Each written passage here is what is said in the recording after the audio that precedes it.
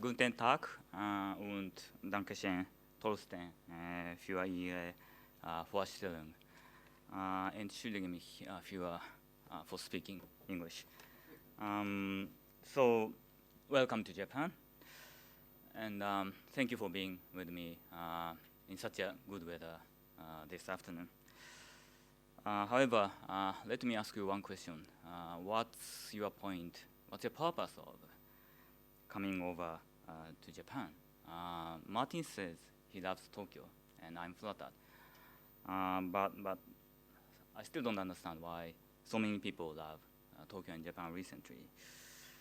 Japanese castles are interesting, but sadly, especially for historians, most of the main towers have been dismantled.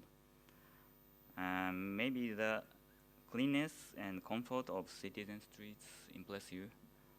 Well, then why don't you clean up your study room and stay? I know you are not good at it. And of course, Japanese food is fascinating and relatively cheap. But I imagine your main stomach is located above your neck, I mean your brain. And today I have to feed your brain. You are difficult people to feed. So I will try to provide you with the world history made in Japan, hoping that it will meet your satisfaction. And before doing so, as a prelude, let me start by illustrating a world of historians, a brief history of historiography in Japan, because I'm so impressed with the discussion started yesterday. Some of you are talking about the freedom of academia under the world of polarization, difficult moment. And some of you are talking about gender bias. And this morning as well, I'm sorry I could only participate a part of that for the preparation of this talk. And the real challenge for us, as I learned, is that it's not necessarily an external restriction of our freedom, but the moment that we internalize the taboo or restriction inside us.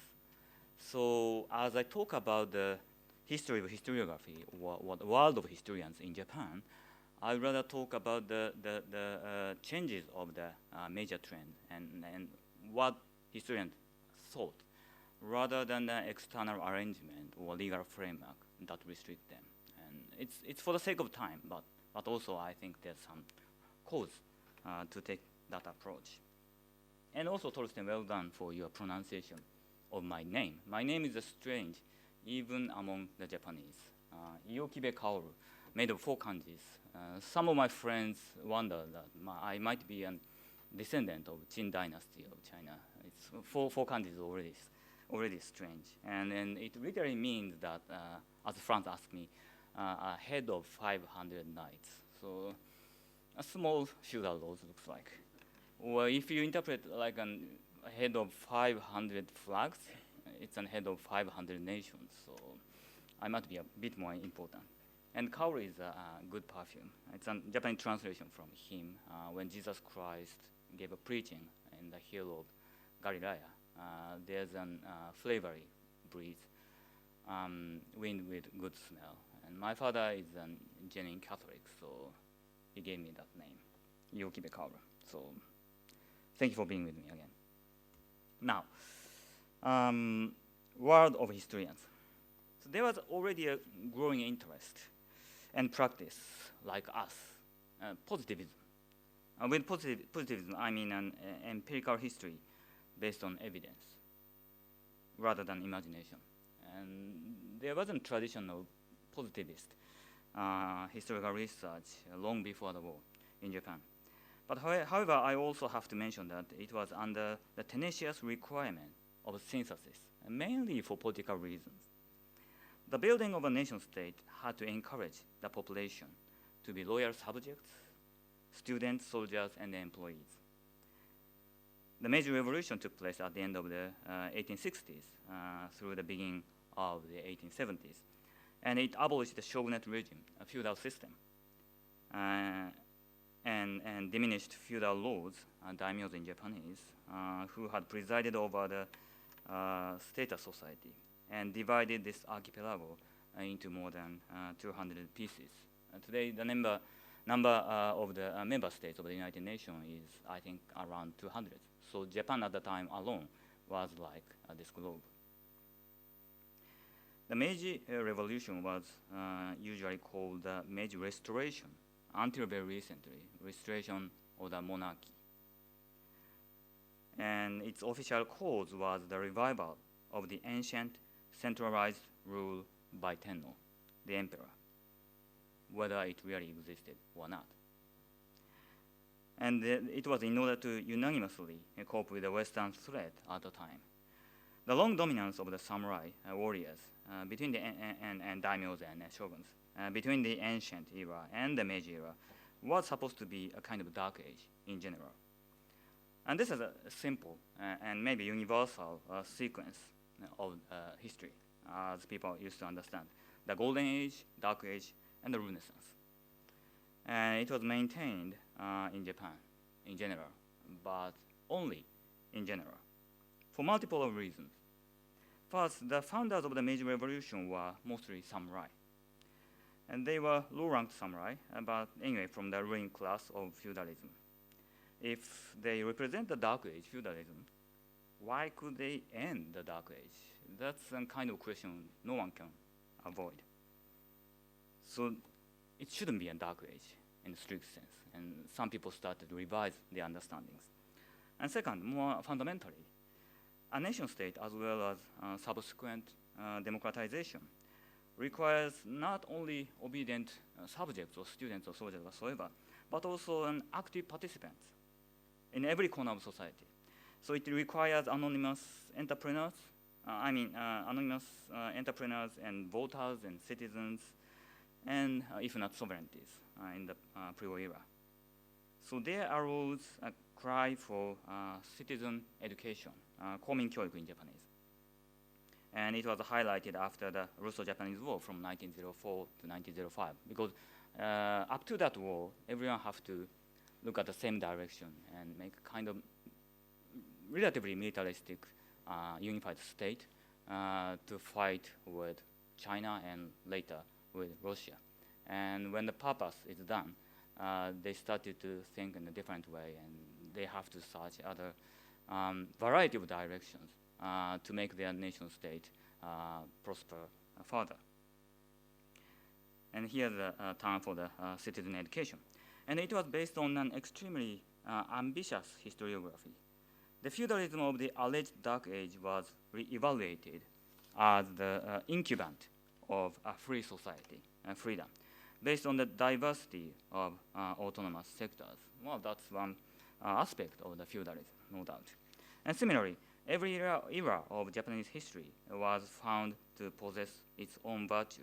So samurai's era, feudalism era has its own virtue, kind of strength. And then before that, in the ancient era, thank you.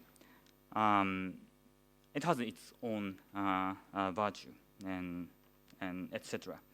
And the composite of different virtues was inherited by contemporary citizens, making them capable of coping with an increasingly complicated society, situation, and agenda of the nation of Japan. And this historical view recognized the transition between different virtues. And it will lead the citizen to recognize also the transition between different policies, and eventually between political parties. And in this regard, it is noteworthy that citizen education was promoted by the leaders of the minority party and widely accepted by the people. The Seiyukai, a party supposed to be the ancestor of today's Liberal Democratic Party, was repeatedly allowed to form its cabinet. But the minority party was struggling to achieve the multi-party system and struggling to grasp the chance to make their own cabinet, but in many cases unsuccessful. The leader of the minority party, Okuma Shigenobu, published one of the standard textbook of citizen education in his name. And his photo is the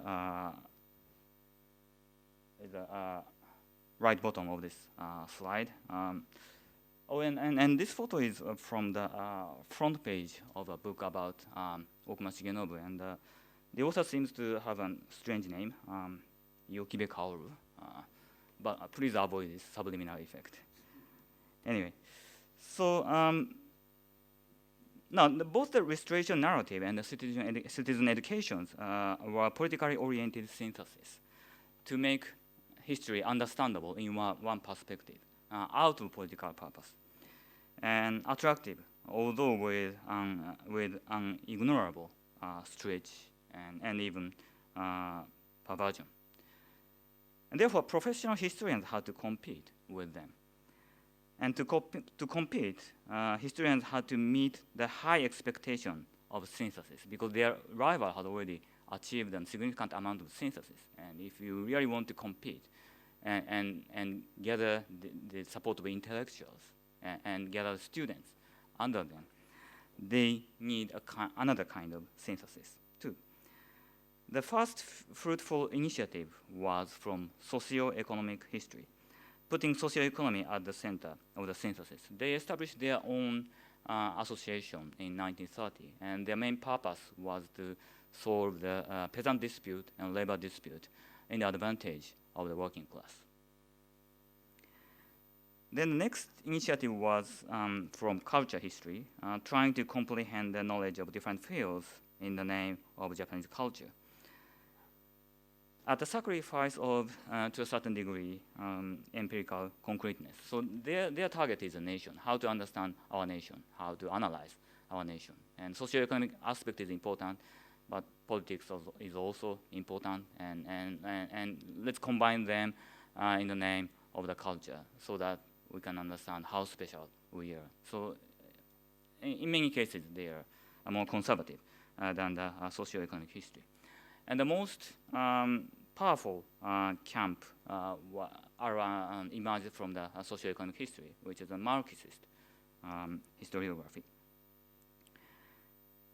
It became dominant thanks not only to its ideological attractiveness to young intellectuals, but also its scientific posture that enabled deterministic synthesis. And it flourished in 1920s and even in 1930s. And it was an unfortunate combination in regard to the political history, because at the time, the party cabinet system was established after the First World War in 1920s. And the parties, Seiyukai and Okuma's descendant, competed each other and take the government, take the power one by one. And they even established male universal suffrage system, not for female, but female suffrage in local election only, and male suffrage for local and national election, both. And but the Marxist historians, most of them regarded that political system outdated bourgeois, and the mistrust of party politics. They have their own shortcomings. The party politics at the time have their serious shortcomings, but also unfortunate in regard of the shallow support from the intellectual sector. And the mistrust paved the way to the rise of militarism, followed by assassinations, the end of party cabinet era in 1932, and further restriction of freedom and desperate wars with China, US, UK, its allies, and the collapse of the empire in 1945. The end of the pre-war era and the beginning of the post-war era. And based on those pre-war experience, the post-war historiography enjoyed quite a wide range of methodologies. They have cultural history and socioeconomic history, and of course, classical political history, diplomatic history, almost everything. And maybe that's a turn I should briefly mention to the institutional arrangement, because that arrangement even enlarged the diversity of the historiography in Japan. The bulk of historians, if working for universities, and Sven Sara knows very well, are in the Faculty of Literatures in Japanese universities. But other faculties such as law or economics or others also offer a significant number of positions to historians, although the number is decreasing recently. And each faculty developed each methodology that tends to break down any type of sympathies. Political science posed challenge on Marxists, while the economic history gradually kept distance from the political history. So because of this institutional arrangement, there's a tendency to crack down the synthesis. Although the call for the synthesis was still strong. And if we follow each trace by each, it will take ages and you'll never get to the New Otani Hotel. And so let me briefly follow the changes of predominant trends from time to time. The first era up to 1960s was dominated by what I call remorseful historians. The remorse was for the pre-war and wartime imperialism, the Tenno's rule at the sacrifice of the people and the neighboring countries. And Japan was demilitarized after the defeat in 1945. And having been occupied mainly by the United States forces for several years, Japan formed an alliance with the United States at the time of independence, effectuated in 1952. And it was a win-win option for Japan and the US. For the US, the industrial potential, like Japan, was an indispensable partner to fight the Cold War. One of the major planners of the Cold War strategy of the United States is George Kennan. And his argument at the end is very simple. There are only few significant industrial potentials in the world: US, European Russia, Japan, and Western Germany. And if we take 3 out of 4, maybe we're gonna win. And if we keep 3, then all we need is a containment. And we don't need a war. We will keep those 3 potentials.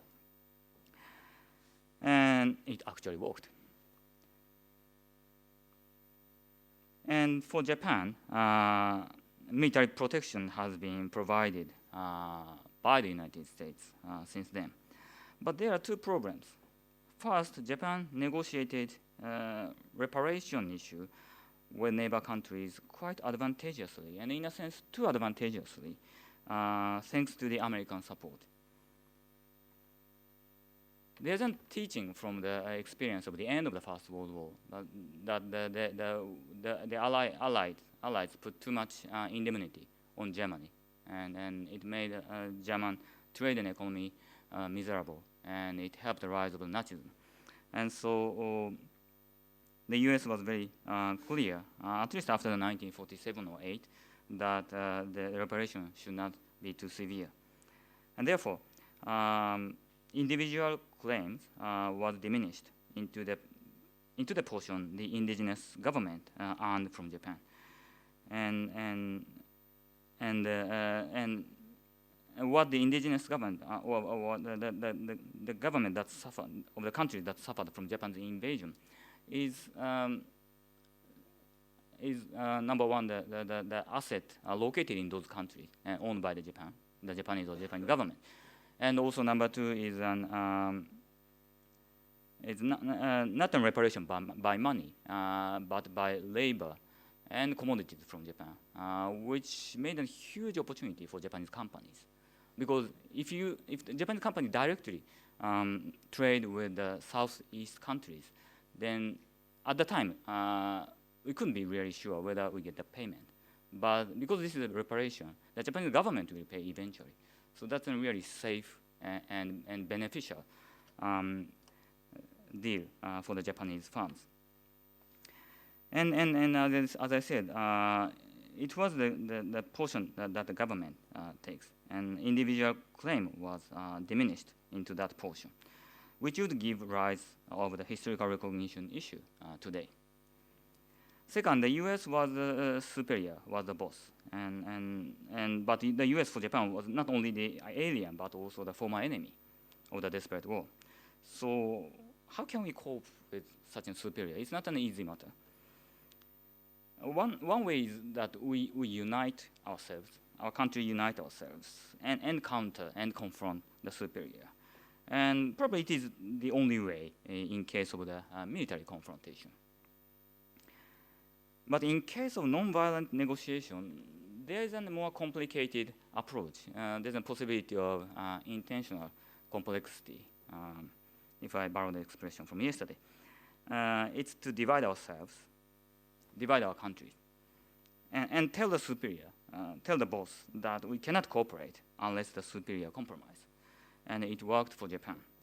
No one planned it intentionally, but what happened in Japan is that, unlike Germany, Japan as a country was not divided into two camps of the Cold War, but the society was. The majority of the politicians, like Liberal Democratic Party, enjoyed the benefit of the Japan-US alliance, so supported the alliance, while the majority of the intellectuals and students was against the alliance, as it appeared to them a tacit revival of the pre-war imperialism. And the remorseful historians, composite of Marxists and some socialists and some modernists, took a leading role in the latter camp. A few of them are still influential and even active today. And they made a significant contribution to academia, illustrating the road to the empire and the war. But as they tend to take the pre-war era as the new type of dark age, they face a difficult balance between ethics and evidence. It made them vulnerable to the criticism, not only from the younger generation, but also the older generation that witnessed the pre-war democracy and survived the war. Everyone agreed that democracy is crucial. But if so, isn't it crucial too to appreciate and activate or reactivate the seeds of democracy in the past, if there ever were? They could not avoid such question. Additionally, the remorseful historians' claim of radicalism was superseded by another radicalism of the student revolt at the end of the 1960s. Maybe the situation was similar in 1960s. And the student revolt criticized the remorseful historians as hypocrites. Then the turn of democratic historians, more aware of the ups and downs of the pre-war democracy and cooperative diplomacy, became gradually dominant. Some rising stars of that camp, the democratic historians, faced the student revolt as young associate professors or lecturers. And in defense of empirical research and autonomy of academia, they regarded the revolt as the arrogant attack on the professional by the amateur. But on the other hand, in negotiation with the students, they also recognized that the professional would be arrogant unless open to the amateur's critics. So there should be a sophisticated balance between amateur and professional. And one democratic historian later developed the understanding of the interwar elitist representative democracy, the interwar party cabinet era, as a type of democracy based on the different roles and balance of the professional politicians and amateur citizens. It's not the equality is limited, he admitted. But as far as the need for the cooperation and the balance between professional and amateur is universal, then that should be regarded as one type of democracy. And historians should be serious to understand how it worked, at least for 8 years, until it collapsed in 1932.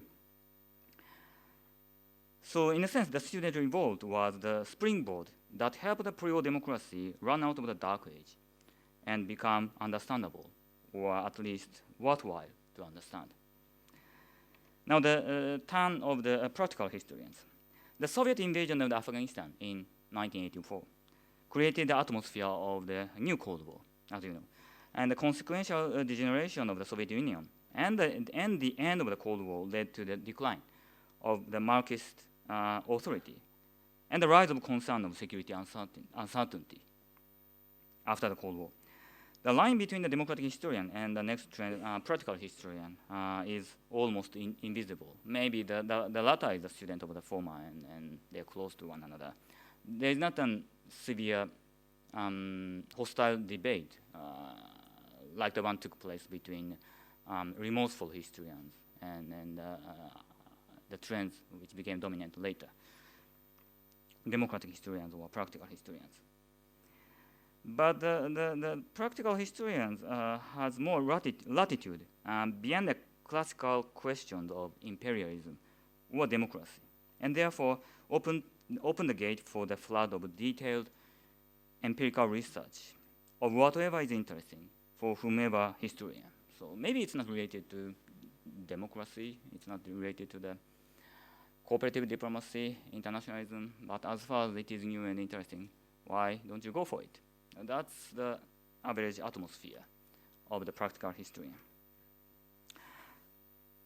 Of course, they understand that democracy is important, and they are really, most of them are really sorry that Japan dwelled into the war, but they are more aware of the necessities of the every type of the knowledge to understand history in a more balanced manner. And since then, the lack of the comprehensive picture, as you can understand, has been the main concern for us. And there is probably a call for the new type of synthesis. Based on the empirical knowledge, the preceding three trends, remorseful historians, democratic historians, and practical historians have developed. Still, making use of them, we need to make something new and something more comprehensive. And let me spend the rest of my time to show one showcase of such a trend, a trial for a new synthesis, which I call World History Made in Japan. And let me pick one young historian for this purpose. And I'm going to try to demonstrate the idea of that historian as an example of how Japanese experience can contribute our understanding, not only about Japan, but also the world as a whole of the 19th century. And let me go back to the era long ago, even before the Meiji Revolution for that purpose. So under military pressure of the US and Europe in 1850s, Japan opened 7 ports and cities, Tokyo, Yokohama, Osaka, Kobe, Nagasaki, Hakodate, and Niigata. And the picture you see on the slide is Yokohama port of the 19th century. And today the major port of Japan. It used to be a really small fishery town before it was opened for foreign trade. But now it's a major port, intriguing visitors from its exotic ambience. So in such a good weather, you shouldn't be here, you should be in Yokohama actually. And think about going to Kobe. Of course, you have to drop in Kyoto, look around. Then maybe you think about going to Osaka or Kobe. Now, that pier on the slide was called Elephant Nose, naturally. And behind this is a Japanese custom house. And others with foreign flags were consulate offices where consular jurisdiction would take place. And the consulates will be the topic. In the middle of the 19th century, the boom of total colonization was yet to come, and some historians call it liberal imperialism. The main concern of Western diplomacy was to enjoy free trade with the non-West countries. And it was imperative that Western people visiting the non-West should be duly protected from the brutality of the indigenous government and jurisdiction. And that is why Western consulate undertook consular jurisdiction to try their people charged in accordance with the law of their motherland instead of the native judges. The recognition of consular jurisdiction was the main item of treaties non-West countries had to sign with the West. Therefore, consulate office with such privilege was the nexus of the West and non-West that stitched the globe of the 19th century. In other words, consulate was a miniature of its mother state in the West, embedded in the body of the non-Western state. And as far as the function of the Western state was limited to a kind of night watch, like police and jurisdiction, just get the bad guy and punish. Then maybe it was the case, it used to be, and then so was the function of the consulate as the miniature. And it was barely sustainable with its limited staff and budget. The cases of consular jurisdiction in Japan were roughly estimated 3,500. through 4 decades of its survival in the 19th century. And that was how the system worked. And I think it implies how the system would fail. When the function of state in the West expanded and started caring about other many things, other than policy and jurisdiction, such as taxation, to exploit every source of revenue, or encouragement of industry to expand the source of revenue, sanitary and medication to build up healthy people, and education and control of press to build up healthy-minded people. We can call those miscellaneous activities maybe administration, whether you like it or not. Now, non-West countries with different degree of speed and success follow the course of those administrative states in the West, developing its own administration. Trying to apply their regulations to everyone on their soils, including foreigners, including those from the West. And it looked like an assault from the indigenous government to the privileged Westerners. Therefore, Western consulate was expected to resist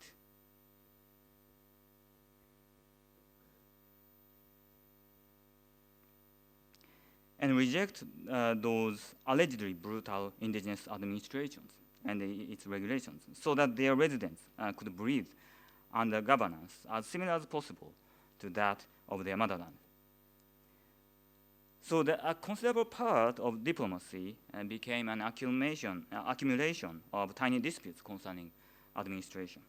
And that was the arena different disciplines like history of diplomacy, administration, society, finance, medicine, etc. Have explored. Interestingly, the West was not always advantageous in those disputes because the West had an increasingly shallow prospect in case they won. I mean, consulates could never cover various fields of administration with their shallow staff and budget they possessed. If a Western consulate rebuffed a non-West Western administration, there is no staff and budget adequate to perform their own administration. So one anecdote is that a British minister to Japan didn't like Japanese sanitary regulation, and so he rejected it. And he decided to apply a British sanitary regulation to the British resident in Japan. But he didn't have adequate staff and budget for that purpose. So he had to ask the Japanese government to do that. And the Japanese government was already outrageous because he rejected Japanese regulation. So it was a difficult negotiation. The diplomatic history has revealed that Japan was a country that made the best use of that difficult situation and generated an effort for treaty revision and negotiation to revise the unequal treaties. But why Japan? Take the example of huge empires like Qin Dynasty or Ottoman Empire. There's an, I think, arena of comparative history, and those empires in nature tolerated the diversity of administration in postwar cities, far away from the capital, their imperial court. And compared with that, in contrast, Japan was a slim archipelago, as you know, stretched from north to south. And the central government, whether that was the shogunate or the Meiji government, was more anxious about what was going on in peripheries. It's not a periphery, it's too close to the capital. And for the same geopolitical conditions, Japan had little choice to resist the Western influence either. Samurai's capital, Edo, today's Tokyo, was a waterfront city, as you know, of massive consumption, and extremely vulnerable against blockade or firing from the sea. On the other hand, Japan was luckily located in what people call Far East, far away from the United States and also Europe. And Japan had more time to prepare, therefore, vis-a-vis the threat from the West.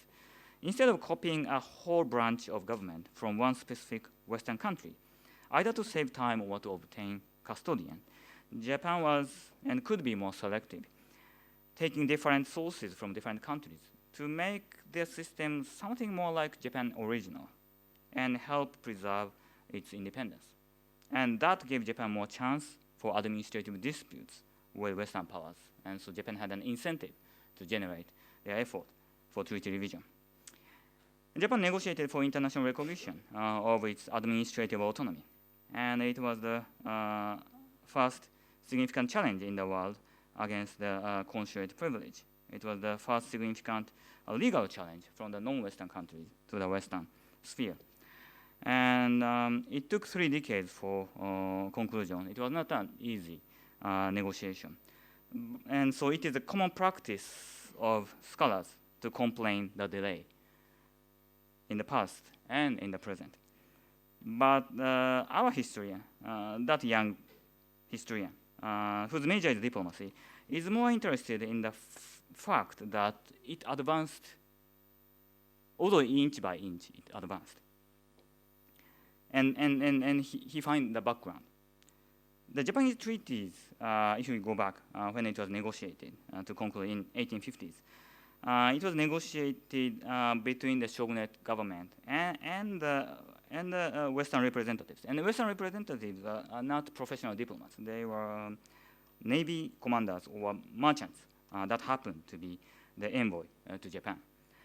And consular jurisdiction was already popular as a main device for the treaty with the non-West. So consular jurisdiction that covered the main portion of criminal, civil, and commercial case was duly included in the treaties, but not the violation of administrative regulation. They are not prepared to think about that. Therefore, there was no clear, adequate stipulation to guarantee that the West could bring their own administration against the Japanese administration. And therefore, Japan could argue that the West taught Japan to respect the treaties, but the West did not. And therefore, Japan needed a new treaty to diminish such ill practice. And it was reasonable in light of the Western-oriented international law. So the negotiation marked the beginning of an end of consulates as the nexus of the West and the non-West that stitched the globe of the 19th century.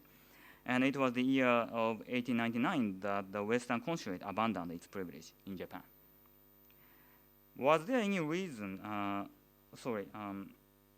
the side of the West to comply Japan's demand? Well, it is remarkable that the United States first became helpful and understanding for Japan's demand, and then Germany followed. And the reason our historian came up with is that they both had, the US and the Germany both had a kind of federal system. And well, Germany was an empire, but each land has a significant amount of leeway. And federalism guarantees each state more competence to enact its own regulations. So one regulation in California may be different from that in Florida. And if US consulate in Japan had to denounce a Japanese regulation, it was technically difficult to present one specific regulation as an American equivalent. You want an American regulation better, you like it better. Is that California one, or Florida one, or Arizona one? Well, if the American charged in question is from California, maybe you can take California regulation, but if it's a combination of the people from California and Florida, what's going to happen? And in case of Germany, Prussian established a rule that Prussian regulation is superior, but there's also technical difficulty in case of such composite. So federal states in this regard were the weak chain of unequal treaty system. You are looking at the face of Fukuzawa Yukichi, a prominent intellectual of enlightenment of the Meiji Japan. And he is the face of the 10,000 Japanese yens. So your sense of safety eventually depends on how many Fukuzawas you got in your pockets. And he is, some Japanese call him Japanese Benjamin Franklin. Although no American call Benjamin Franklin an American Fukuzawa Yukichi, but never mind. Now, the reason I'm talking about him is that he predicted that the US would be the first to compromise Japan because of its federalism.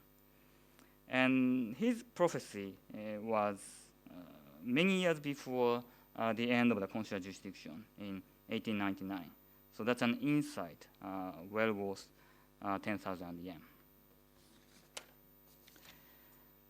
Now, at the dawn of globalization in the 19th century, the Western aliens were privileged in the Northwest to protected by consular jurisdiction. And it stimulated one archipelago, Japan, from then on, probably overly obsessed to limit and control non-nationals. And this tendency, I think, still exists. If you have some trouble in the immigration coming into Japan, don't blame them, blame Meiji Japan. And going back to the 19th century, the expansion of the function of the state in the West, emergence of administration, was the ground for the legal self-assertion from the non-West. The consulates from the West, originally designed only as night watch, and in their endeavor to later construct their own administration, got overloaded. The federalism in the West was the accelerator of such a shift. And that kind of linkage is, I think, quite new. And maybe we can call it a type of world history. Japan can no longer sell its house electricity or semiconductor. Let me sell this world history made in Japan. And our historian, he's an open-minded person. I'm sorry, I've been talking too much about him. He is a humble historian, aware of his limit, and he is eager to learn from others and other disciplines, and therefore ready to think about a new type of synthesis. And after learning other disciplines, he audaciously posed an ambitious hypothesis. He's been doing this, and also he loves to travel, and he loves to meet new people, and give a talk in Japanese English and some broken German phrases, and always on your service. So let me present his name, and his name is a bit strange. Iokibe Kaoru. Now, let me conclude. So as I have, and you can't avoid this subliminal effect. Now, let me conclude. So to sum up, Japan's restoration of sovereignty made Japan a successful diligent student, and Japan did not have to denounce its treaties because it was the West's problem, failing to perform their privilege properly, and their treaties properly. And to turn to the contemporary situation, that fortunate experience made Japan a winner, a difficult winner, reluctant to change the rule of game. As China tried to follow Japan's course and tried to repel its treaty obligations, restriction of sovereignty, in the 20th century, Japan was relatively slow to recognize the rise of Chinese nationalism and recognize the change of international norms in the direction that restrictions of sovereignty, although stipulated in treaties, should be reviewed. So it's like an elder salesman yelling to the younger salesman, why do you need smartphone? I used to walk with my leg and knock the door and meet the clients. That's what we do. And don't forget the souvenir like that. And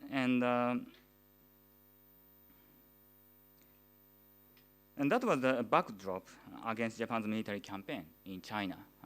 Japan condemned China, that China is denouncing the treaty privilege of Japan and also Europe and the United States. So there's a need for retaliation. But of course, it was an excessive retaliation. Japan seems to face its weak subject again today. In my view, Japan is, I think, slow to recognize the change of international norm upon individual claim, not stipulated in treaties. And therefore, Japan deteriorated its relations with Korea when Korea raised the issue of the conflict women and wartime labor. In the treaty between Korea and Japan, which was concluded in 1965, as I said, it was a reparation from the Japanese government to the Korean government, and it's an economic cooperation.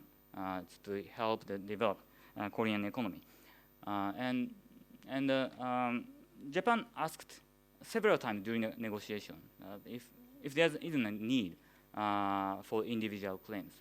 But the Korean government insisted that the government will take all.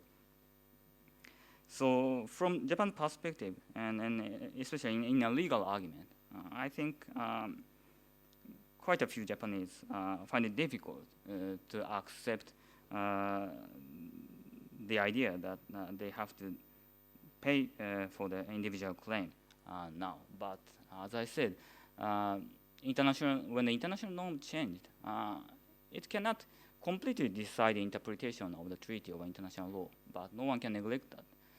And if the Japanese have more understanding on this, I think the situation, the relation between those two countries would be better. Now, the challenge of the recent trend of Japanese historiography is that the historians do not share the common and compelling framework like the Marxists used to have. Therefore, so there's a need for framework, but there's no framework ready for us. So it can be only hopefully complemented through the perpetual cycle of self-reflection of present and its application to the history, or vice versa. So the world history made in Japan, Japan as a fortunate, diligent student and difficult senior or difficult winner, that experience casts some lights on the understanding of today's historical recognition issue. Or if we have that kind of consciousness, maybe we can look at the history in this way. So I hope the world history made in Japan, with its implication to the recent historical recognition issue, will make a positive spiral, positivist, positive spiral. And I, with my colleagues, will continue to develop and continue to produce that kind of spiral. And if so, probably there will be a purpose or point of your coming over to Japan again. Thank you very much for listening.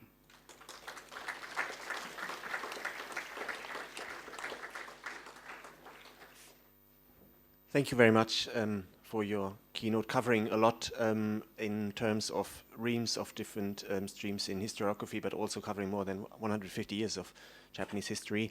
So we're looking forward to comments by Professor Martin Baumeister. Please. Still struggling with the technical. Oops. Hope to. I'm bowing in front of you. And off the micro. Thank you very much to Franz Waldenberger for inviting me to have the privilege to comment this exciting talk by, oh, thank you, that's the solution, by books, yeah.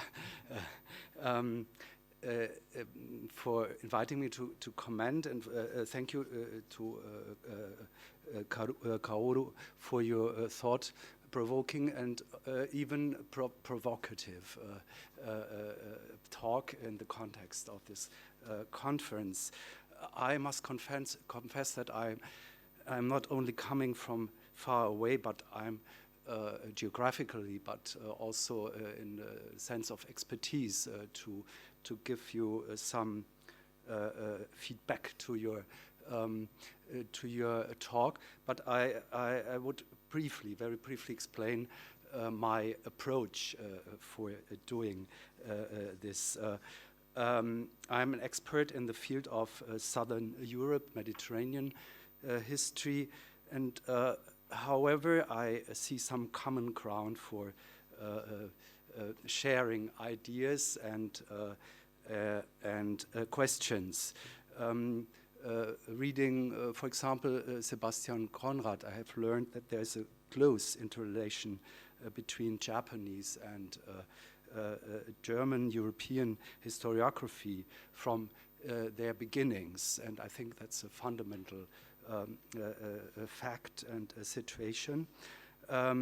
There are, in my personal agenda, some topics. I see something like a shared history, a common agenda regarding the question of the significance of the nation state for our business, doing history, the shared topics of the common history of imperialism, fascism, World War II, defeat, and the Cold War history with its binary logics. And as a third point, I would mention my personal interest in mental mapping as a basis for defining historical actors and research agendas and approaches. I have read your and understood your talk that's about making history and doing politics at the same time, reconsidering certain paradigms of Japanese national history, a talk about historiography, but also aspects of changing politics of history and changing mental maps in post-war Japan. And I, due to short or brief time, I would not resume your argument, but briefly focus on three aspects I see as key concepts in your paper. First aspect would be the idea of modernity and modernization. Second one, the geopolitical position of Japan in the mental maps. And the third aspect, what is Japan as a nation, and how can we do national history considering your proposal of a world history approach. I have understood your argument as something like reconsidering an important aspect of the foundation of the modern Japanese nation in the Meiji period as a negotiating and coping with colonial rule, not only as a menace, but as a chance. The samurai's enterprise of Meiji revolution can be, in a certain way, coming from Italy, commented by one of the most famous quotes of contemporary Italian literature, the Tancredi principle, I would call it. Perhaps you know it in Giuseppe Tomasi di Lampedusa's famous novel and later the movie by Visconti, Gattopardo. Everything has to change for everything to remain the same. That's a little bit provocative, because you see the samurai's enterprise as the defense against a foreign menace, and as a modernization by aspects of state building and administrative and construction of a new juridical system as a system of defense of power relations. That's to say, national sovereignty and interests of a certain group are closely related. And this history is inscribed in a certain logic of a spatial cultural mapping. You have explained there is the West incorporated or symbolized or personalized by the colonial powers, and the non-West, which is part from it, is Japan. I think it's important to point to the different ideas, the ambiguity of the West as a normative category. It's within the Western field there are changing and competing ideas. I can refer to the culture wars of the 19th century and the First World War concerning civilization against culture, etc. You have the project of liberal democracy, human rights, free market, particularly after World War II, which is enhanced by the United States. And you see these two dimensions, at least, of Eurocentrism and US hegemony. And then you have the Japanese elites appropriating this projects for their own interests, but in an anti-Western dynamic, as far as I've understood. So you have an ambivalent position of Japan viewed from outside. It's definitely part of the Far East and of Asia, and viewed from inside, that's the point. Where see Japanese this position, this idea of non-Westerness? I think that could be an interesting questions. And the context are these shifting maps after 1945. You referred to the Cold War dynamics, the highly influential Marxist historiography in Japan, the close alliance with the US and the strong anti-communism, and we could further refer to victimization, de-Asianization, which some historians and political sciences refer to.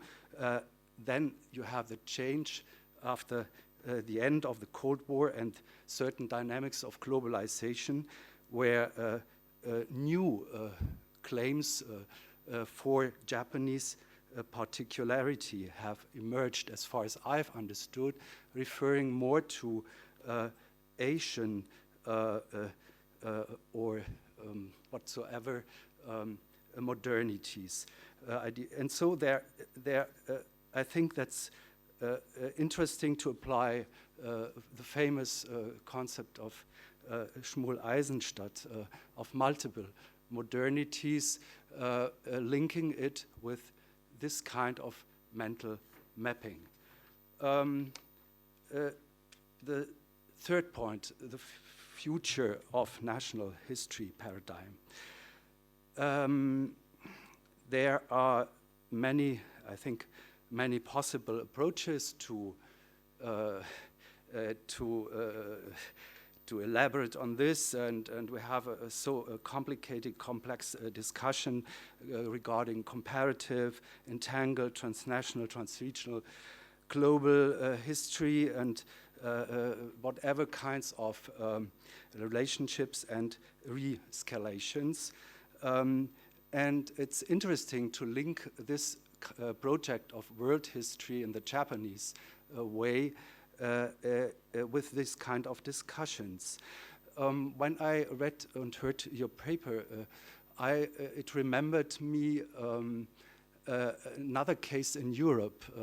There is a rather successful enterprise launched by the French historian Patrick Boucheron, La France au monde, which has been in a certain way copied by Italians and Spaniards. I don't know a German parallel.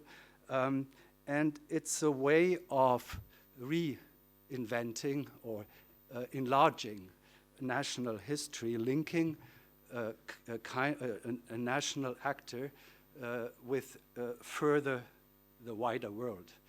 So I think that's one could be this kind of refurbishing of a national history paradigm could be described perhaps as Tancredi's proposal to rewrite national history.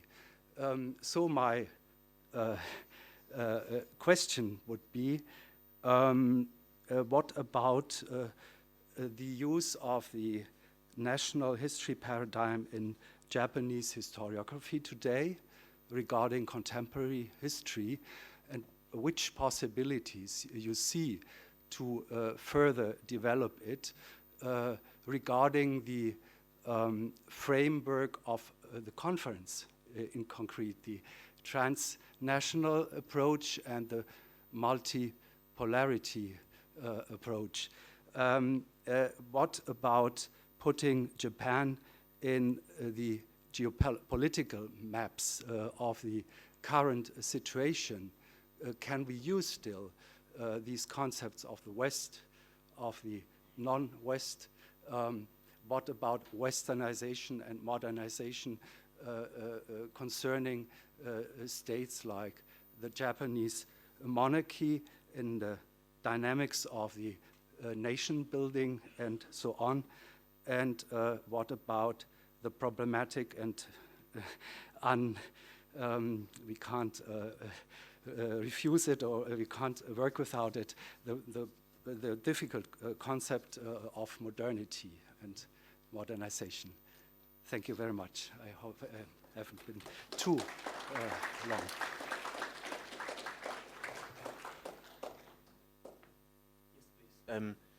Maybe in the interest of time, if you could try to limit your brief comments or response to about 5 minutes, so we have some time for a Q&A session afterwards. Thank you.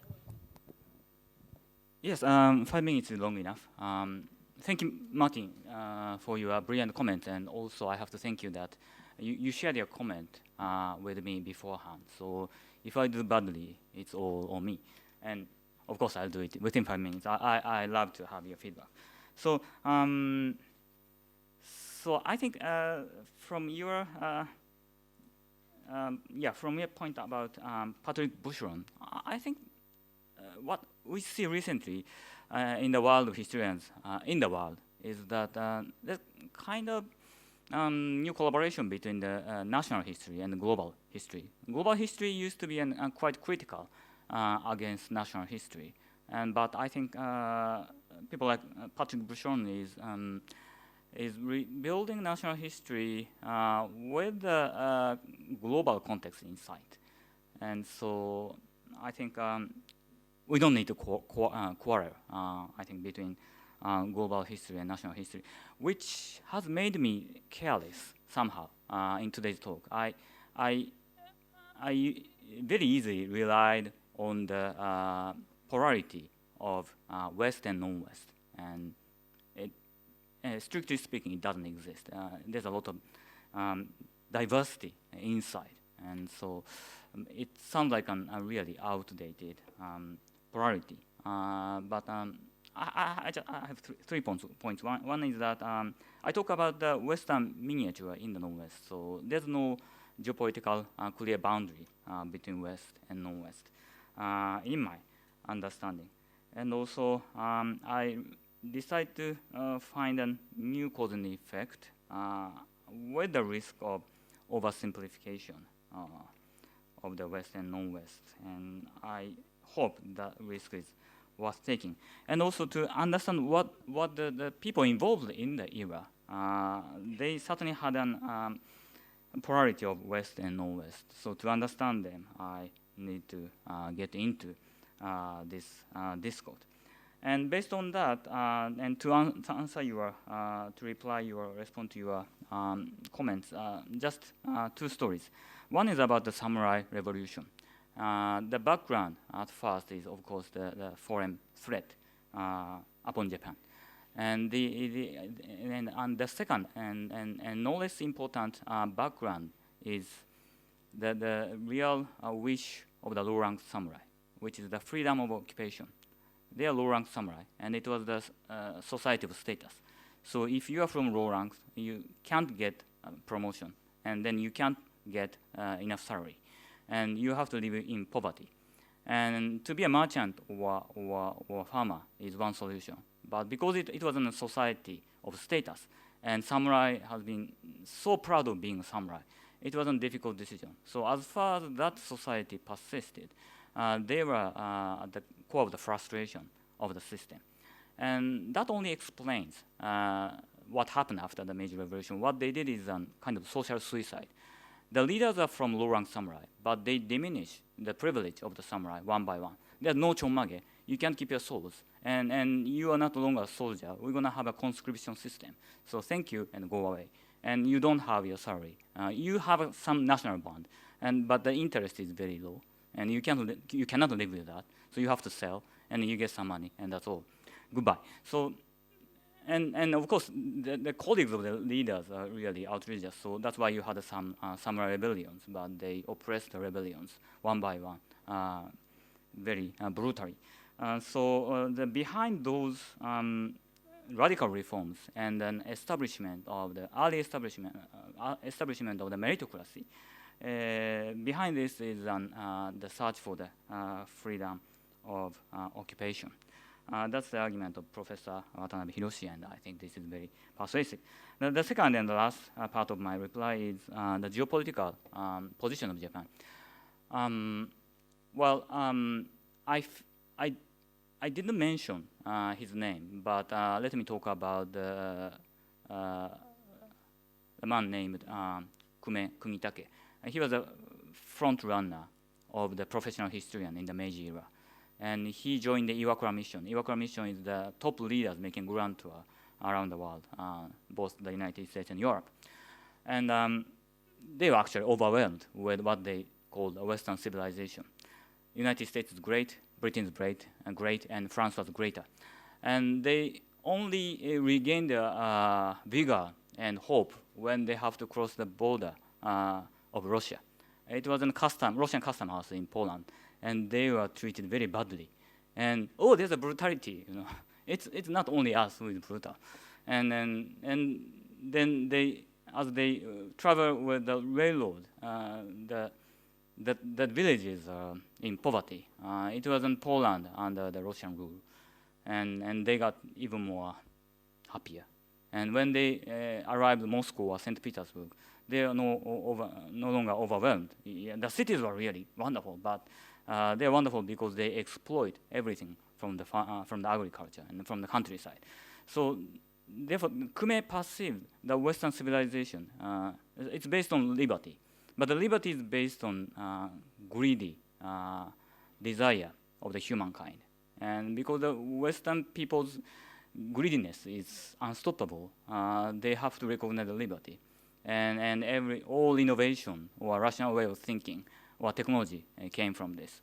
So Japan has another type of modernity, possible modernity, and it's more based on spiritualism. And that's kind of cliche. But the interesting part is that they found their opportunity in Russia. And Russia is a tricky part of the Western civilization. Japan is a tricky part. They try to make an westernized empire in the Asia, to borrow the expression from one Japanese politician. But Russia is somehow, in the middle between Europe and Asia. And so as the Japanese intellectuals try to find the origin of spirituality, they have to find the Russian peasants. Because the people in the most difficult situation, the most poverty and miserable situation, have their own dignity. And that dignity cannot be denied as a human dignity. And Russian literature is fascinating because they picked that human dignity. So, thanks to Russia, Japan found a leeway to regain their self-pride. And again, thanks to Russia, they found that there's some spirituality in Europe that Japan cannot neglect. So that's kind of, go back and forth between Asia and Europe, or between Japan and Europe. Or Japan and United States through Russia. I think that's the map of the Meiji intellectual. And so Russia has been a kind of semiconductor that controlled Japan's self-assertion and learning from the West. And that's an important semiconductor. Russia has continued to play as a semiconductor after the Russian Revolution because, again, the Marxist theory is very attractive to the intellectuals. It ended to be a semiconductor after the collapse of the Soviet Union. And the Ukrainian war is the final blow. It is not only a stupid decision for Ukraine and Russia, but it damages the intrinsic basic way that Japanese perceive the world in a really deep, in the deep. And I don't know what's going to happen to us, but based on that historical understanding, we have to see the future. Thank you.